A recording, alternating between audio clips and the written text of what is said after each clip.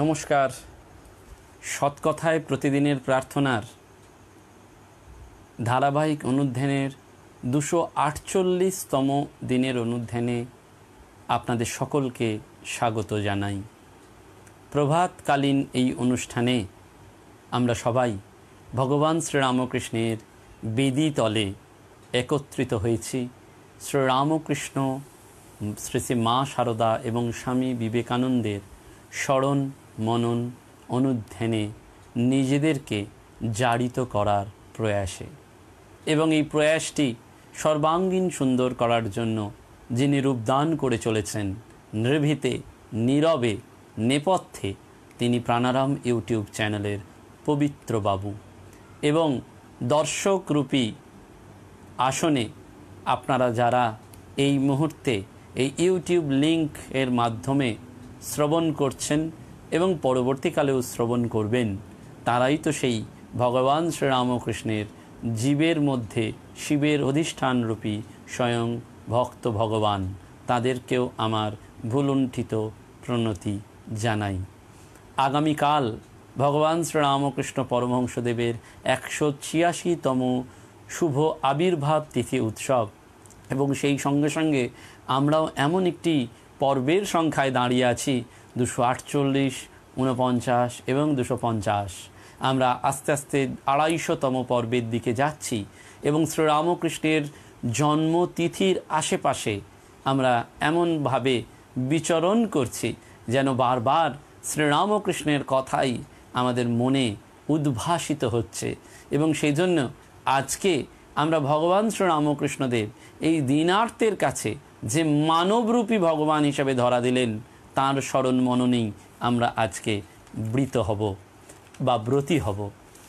অধ্যাপক শ্রী শঙ্করী প্রসাদ বসু মহাশয়, যিনি এক বিরল ব্যক্তিত্ব এবং স্রষ্টা ব্যক্তিত্ব, যতকাল রামকৃষ্ণ ভাব আন্দোলন প্রবাহিত হবে ততকাল বিবেকানন্দ সমকালীন ভারতবর্ষ এবং লোকমাতা নিবেদিতা, এই দুইটি অসামান্য গবেষণামূলক কাজের জন্যে তার নাম অনুরণিত হবে আকাশে বাতাসে, সন্ন্যাসী সমাজে, বিদগ্ধ সমাজে, শ্রীরামকৃষ্ণ ভক্ত অনুরাগী হৃদয়ের মনের আকাশে।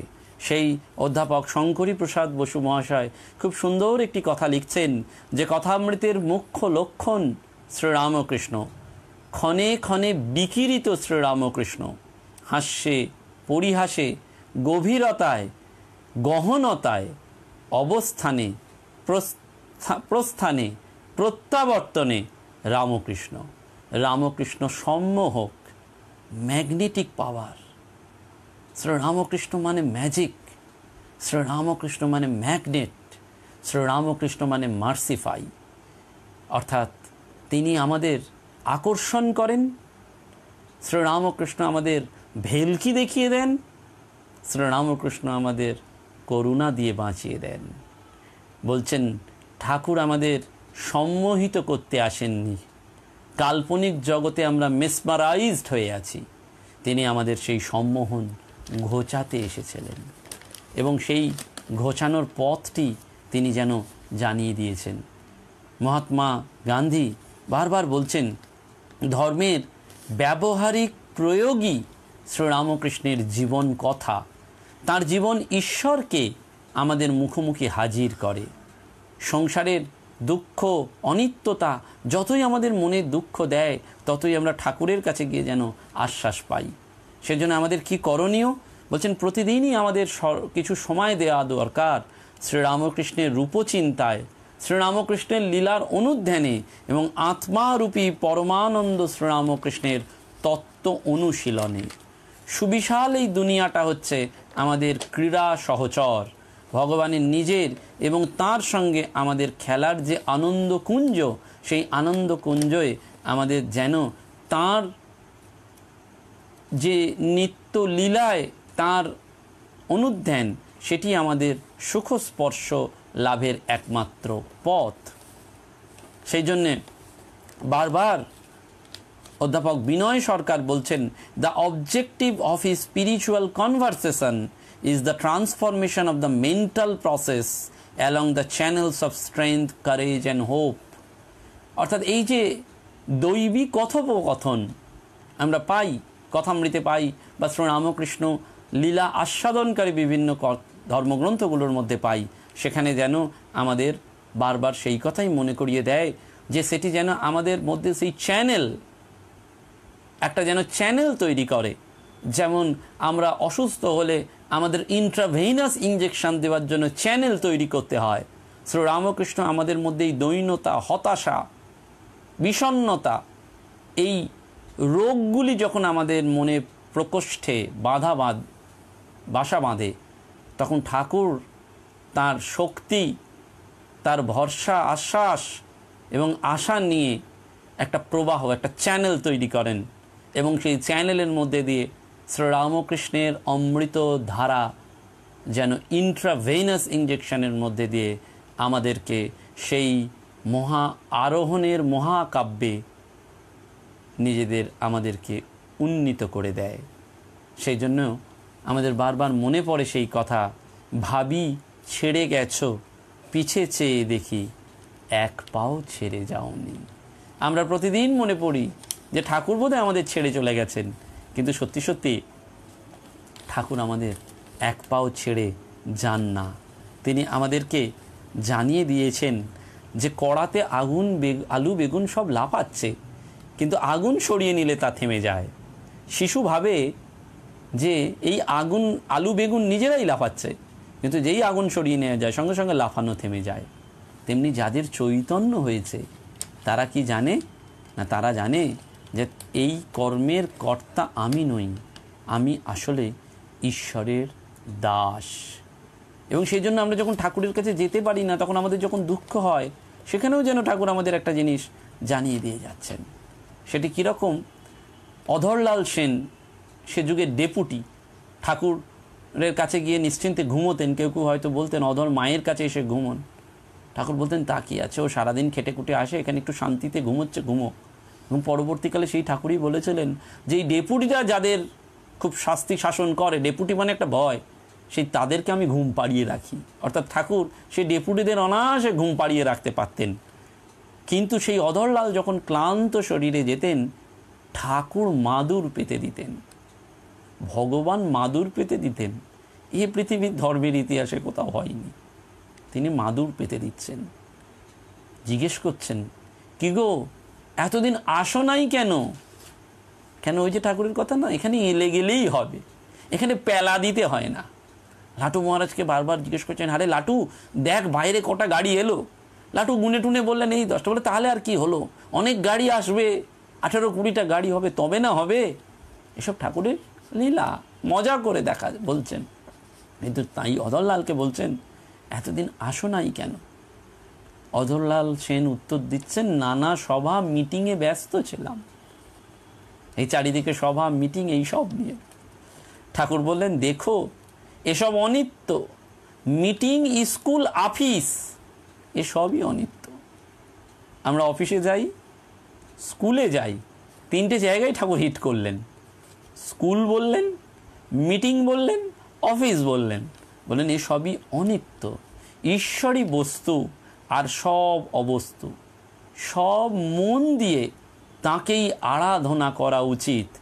শরীর এই আছে এই নাই, তাড়াতাড়ি তাই ডেকে নিতে হয়, এই জন্যে বলে দিলেন। এবং পূজনীয় শ্রীমৎ স্বামী বিশুদ্ধানন্দজি মহারাজ তাই বলতেন, ধর্ম জিনিসটা শুধুমাত্র আনুষ্ঠানিক নয়, ধর্ম একটা আস্বাদনের বস্তু। এই আস্বাদনই আমাদের শ্রী ভগবানের দিকে আকর্ষণ করে। অনুভূতি না থাকলে ধর্ম একেবারে শুকনো হয়ে যেত।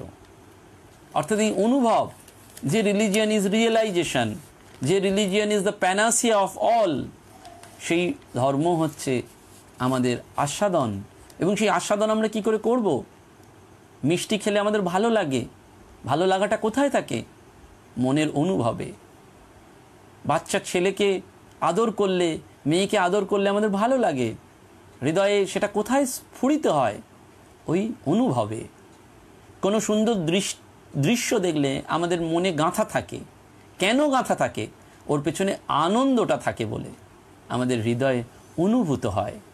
আমরা যখন ভালো কোনো কাজ করি, সেবামূলক কাজ, মানুষের জন্য কিছু কাজ করি, সেটা আমাদের বারবার মনকে আন্দোলিত করে, কল্লোলিত করে। কেন করে?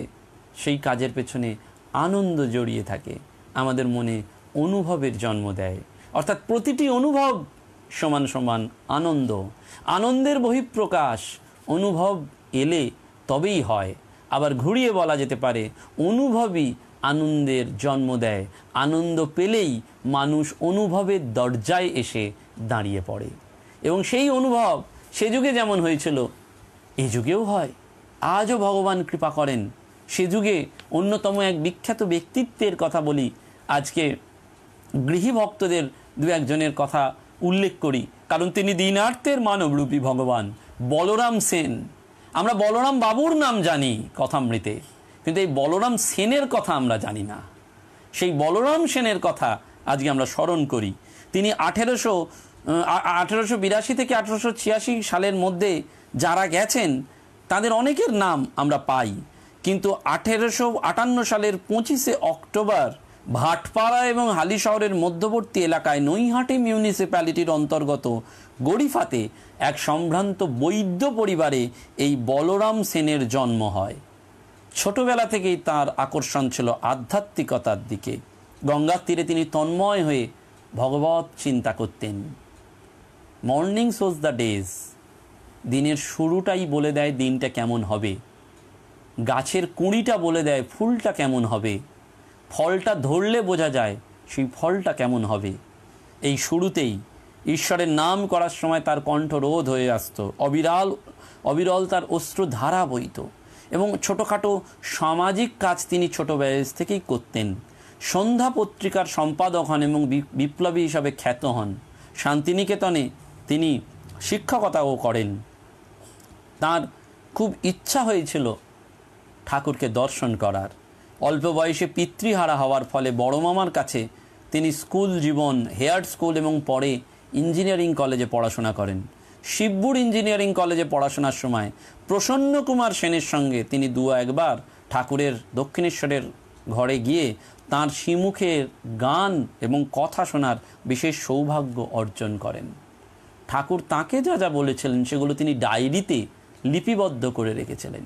সে কথা আমরা কথামৃতে পাই না, শুধু এই চরিত্রগুলো আমরা কোথাও কোথাও যেন ঝলকে পাই। তাকে ডাকনামে বাদল বলে সবাই চিনতেন। ঠাকুর তাকে বলেছিলেন, যতকাল দহি ও দুধ থাকিবে ততকাল জলের সহিত মিশিবে, কিন্তু মাখন বের করে নিলে সে আর জলের সাথে মিশিবে না।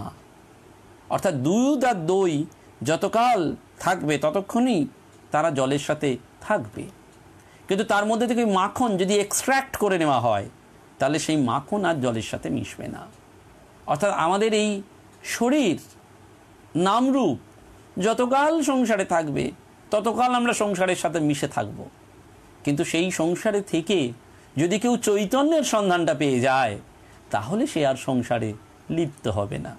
পূর্ব দিক এগোলে পশ্চিম দিক অটোমেটিক্যালি পিছনে পড়ে যাবে। যে ভগবানের দিকে এগোবে তার সংসার ভালো লাগবে না, তার অফিস স্কুল কলেজ ভালো লাগবে না, তার কর্মের প্রতি আসক্তি যদি ঠিক ঠিক অনুরাগ হয় তাহলে সেটি কমবে। লুকোচুরিতে বুড়ি ছুঁইয়া বেড়াইলে চোরে ছুঁইলেও কিছু হয় না, যদি গোলমাল করে তাহলে বুড়ি বলে যে আমায় ছুঁয়েছে। ব্যাঙাচির ন্যাজ খসে গেলেই সে লাফ দিয়া মাটিতেও যায় এবং জলেও আসে। গুটি কাটিয়া পোকার ন্যায় তাহার ভিতর থাকিবে, ইচ্ছে হলে উড়িয়া যাইতে পারিবে। পাখিদের দুটি ডানা না হলে উঠতে পারে না। ঈশ্বরের নিকট যেতে গেলে দুটি জিনিস দরকার, অনুরাগ, সৎ অসৎ, জ্ঞান বিজ্ঞান, এই দুইটি দরকার। ঠাকুর বলরাম সেনকে এই কথাগুলি বললেন।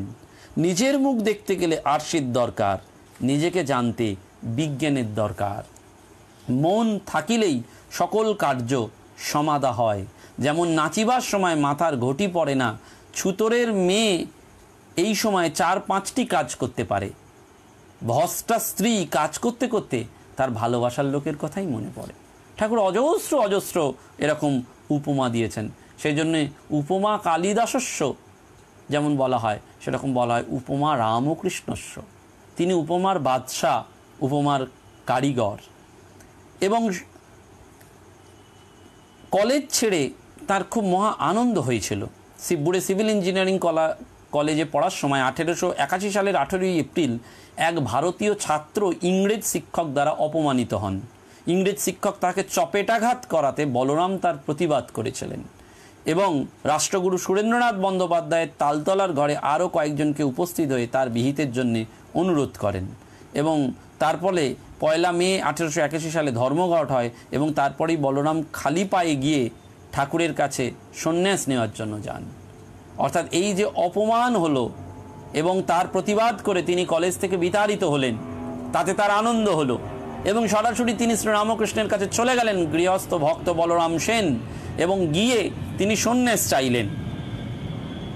ঠাকুর কিন্তু ঠিক উল্টো বললেন। ঠাকুর বললেন, তোর হবে, কিন্তু এখন নয়, আগে সংসারটা সব ঘেঁটে ঘুঁটে দেখে নে, তারপর হবে। অর্থাৎ ঠাকুর তাকে এইটি নির্দেশ দিয়ে দিলেন এবং অতিথিশালায় পাঠিয়ে তাকে খাবারের বন্দোবস্ত করলেন।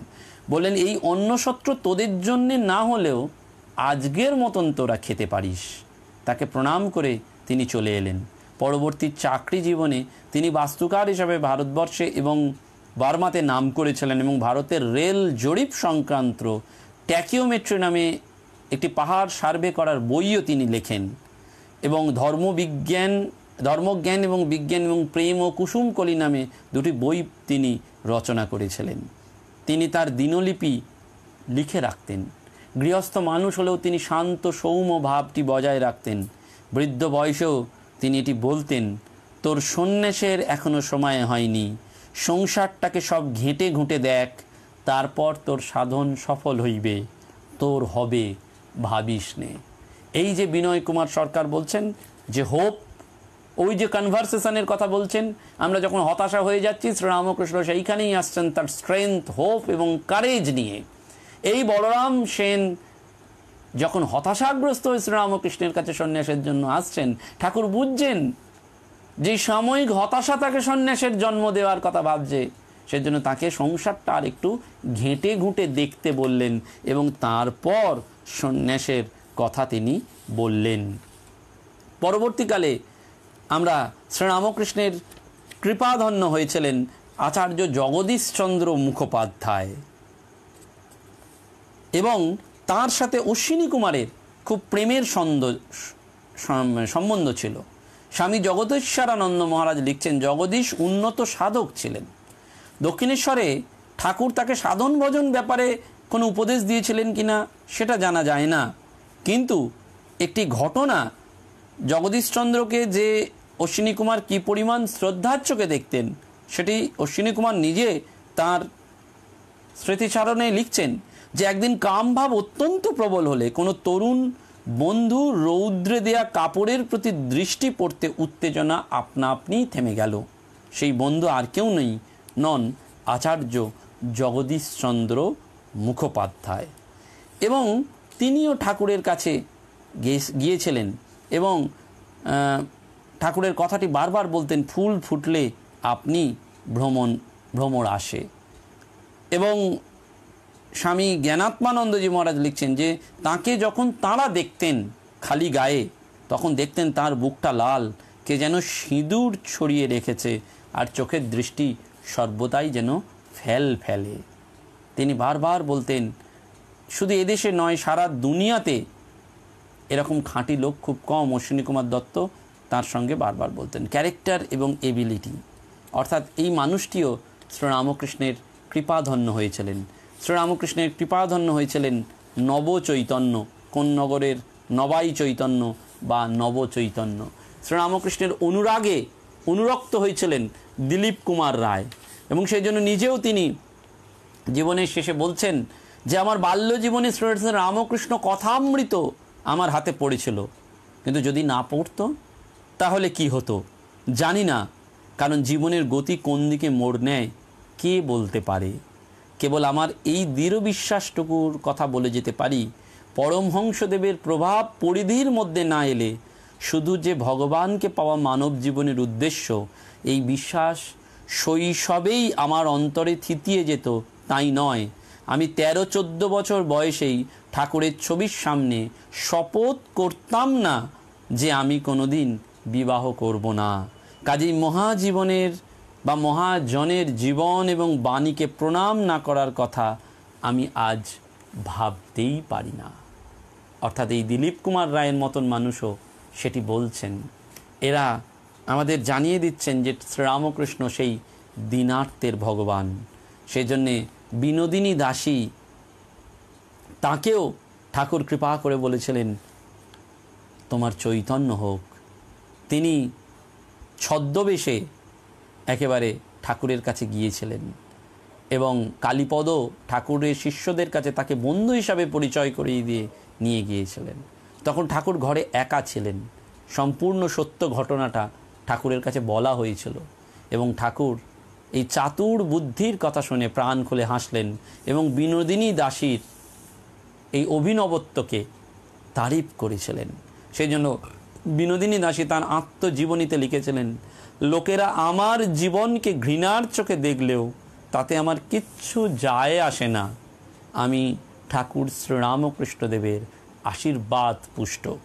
তার স্নেহমাখা আশার বাণী এখনও আমাকে উজ্জীবিত করে রেখেছে। যখন আমি খুব হতাশাগ্রস্ত, আমি ঠাকুরের মধুর করুণামাখা মুখটি আমার হৃদয়ে দেখতে পাই এবং শুনতে পাই তার কণ্ঠস্বর, বলো হরি গুরু, গুরু হরি। বিনোদিনীর জীবনের সব থেকে বড় ঘটনা যে ঠাকুরের শরীর যাওয়ার পর তিনি তখন একেবারে খ্যাতির উচ্চ শিখরে, কিন্তু তবুও তিনি সম্পূর্ণ স্বেচ্ছায় তার এই পেশাটি ছেড়ে দিয়েছিলেন, ঈশ্বর উপাসনায় মনোনিবেশ করেছিলেন। গিরিশ ঘোষ পরবর্তীকালে বলছেন, হঠাৎ আমার মনে হলো এই মেয়েটির জীবন এক মহান শিক্ষার সাক্ষ্য বহন করে। সাধারণত মানুষ প্রায়শ ফিসফিস করে বলে যে সে নিচু জাতের, সে ঘৃণার পাত্র, কিন্তু অবহেলিতের ত্রাণকর্তা এদেরকে ঘৃণা করেন না, বরং তাদেরকে পাপ এবং নরক ভোগ থেকে বাঁচিয়ে তোলেন। বিনোদিনী দাসী তার জ্বলন্ত জীবন্ত উদাহরণ, বিনোদিনী দাসীর জীবন। এবং রানাঘাটেও ঠাকুর সেই মথুর বাবুর জমিদারিতে দরিদ্র প্রজাদের কষ্টর প্রতি সহানুভূতিশীল হয়েছিলেন। কাশীপুরে মহেন্দ্রনাথকে সেই জন্য বলেছিলেন যে তার পক্ষে তার শরীরের এবং ব্যথা এবং যন্ত্রণা সহ্য করা অসম্ভব হয়ে পড়েছে। তোমরা সবাই কেঁদে উঠবে সেই ভয়ে আমি এত কষ্ট সহ্য করে আসছি, কিন্তু তোমরা যদি সবাই আমার এত কষ্ট দেখে বলো যে আমার চলে যাওয়াই শ্রেয়, তাহলে আমি আমার শরীর রাখতে পারি। অর্থাৎ এত মানুষের কষ্ট সহ্য করেও তিনি দেহগড়ে সেই অনাহার ক্লিষ্ট দেবতাদের যেমন সম্মান দিয়েছিলেন মথুরবাবুকে, যে রেখে দাও, তীর্থে গিয়ে ওরকম আমার লাভ নেই, আমি কাশীতে যাব না, এদের সঙ্গে থাকবো, এদের কেউ নেই। এবং পরবর্তীকালে শশী মহারাজেরও একটি ঘটনার কথা আমরা জানি, যে সেই মেলাতে যাওয়া এবং মেলাতে গিয়ে একটা ছোট্ট ছুরি কিনে নিয়ে আসা। তখন ঠাকুর বলেছিলেন এই ধরনের মেলাতে তোমাদের যাওয়া উচিত এবং সেখানে গিয়ে যত ছোটোখাটো জিনিসই হোক না কেন কিছু কিনবে। গরিব লোকেদের এইসব উৎসব উপলক্ষে অনেক জিনিস তৈরি হওয়াতে মেলাতে বিক্রি হয় এবং সেখান থেকে কেনা উচিত। এবং গিরিশচন্দ্র সেই জন্য খুব সুন্দর করে বারবার বলেছিলেন, আমি জানি না ধর্মীয় পুস্তকে ভগবান সম্পর্কে কি লেখা আছে, কিন্তু আমি বিশ্বাস করি যে আমি যতটা নিজেকে ভালোবাসি, শ্রীরামকৃষ্ণদেব যদি আমাকে ততখানি ভালোবাসতে পারেন তাহলে অবশ্যই তিনি ভগবান। তিনি আমাকে এভাবেই ভালোবেসেছিলেন। আমার কখনো প্রকৃত বন্ধু ছিল না, তিনি হলেন আমার প্রথম প্রকৃত বন্ধু, কারণ তিনি দোষগুলোকে গুণে পরিণত করেছিলেন। একভাবে বলতে গেলে আমি অনুভব করি আমি নিজেকে যতখানি ভালোবাসতাম তার চেয়েও তিনি আমাকে বেশি ভালোবেসেছিলেন। এই যে ভালোবাসা, সেই জন্য বারবার তিনি বলতেন এরকম ভালোবাসা আমি কারোর কাছে পাইনি। তার একটাই কথা, জীবনের সমস্ত সন্দেহ আমার মন থেকে দূর করে দিয়েছিল। অর্থাৎ ঠাকুরের একমাত্র কথাই তার মন থেকে সমস্ত দুঃখ যন্ত্রণা সব দূর করে দিয়েছিলেন। এবং নিরঞ্জনানন্দ মহারাজের ঘটনাও আমরা জানি। 1885 সালের ডিসেম্বর মাসে কাশীপুর উদ্যানবাটিতে যখন তিনি তার শিষ্যদের আধ্যাত্মিক সেবা বা শিক্ষা দান করছেন, মা ঠাকুরনও রয়েছেন। সেইখানে রাত্রে সেই খেজুর গাছে বিষাক্ত সাপকে তিনি তাড়িয়ে দিলেন। তারা ঠাকুরকে না জানিয়ে সেই খেজুর গাছের রসটা আরোহণ করবেন ঠিক করেছিলেন। ঠাকুরের এই আচরণ দেখে মা অবাক হয়ে গিয়েছিলেন। মা নিজে নিজে ভাবলেন, এও কি সম্ভব? যে ব্যক্তি বিছানায় পাশ ফিরতে পারেন না, কি করে তিনি দৌড়তে পারেন? যখন ঠাকুর ফিরে এলেন, মা তাকে জিজ্ঞেস করলেন, তখন বললেন, ও তুমি ওটা দেখেছো? আচ্ছা তুমিই বলো, ওই ছেলেরা আমার কাছে যারা আসে ওরা তো সব ছেলে ছোকরা, কম বয়স, তারা আনন্দে বাগানে খেজুর গাছের রস খেতে যাচ্ছিল। আমি সেখানে একটা কালো কোবরা সাপকে দেখতে পাই। সাপটা এত হিংস্র যে ওদের সবাইকে কামড়াতে পারে। তাই ওকে বলে এলাম যে এখানে আর কখনো ঢুকবি না। এবং মাকে বলেছিলেন যে এই ব্যাপারটা যেন মা অন্যের কাছে না এক্সপ্রেস করেন। সত্যি সত্যি শ্রী রামকৃষ্ণের এই কথা আমাদের ইন্সপায়ারিং ইলাস্ট্রেশন, আমাদের কাছে সত্যি সত্যি inspiring illustration with love, Shri Ramakrishna's love. দীনার্তের মানবরূপী ভগবান আমাদেরকে কৃপা করবেন, এই ভরসাতেই আজকের প্রার্থনার ইতি টানছি। আকাশে বাতাসে রামকৃষ্ণময় বাতাস সের যে অনুরণন আমরা পাচ্ছি, সেটিতে আমরা মগ্ন হয়ে যাই আজ, আগামীকাল এবং তারও পরে যতদিন এই জীবন থাকবে। সকলকে প্রণাম জানিয়ে আজকের এই অনুধ্যান এখানেই শেষ করলাম। নমস্কার, ধন্যবাদ।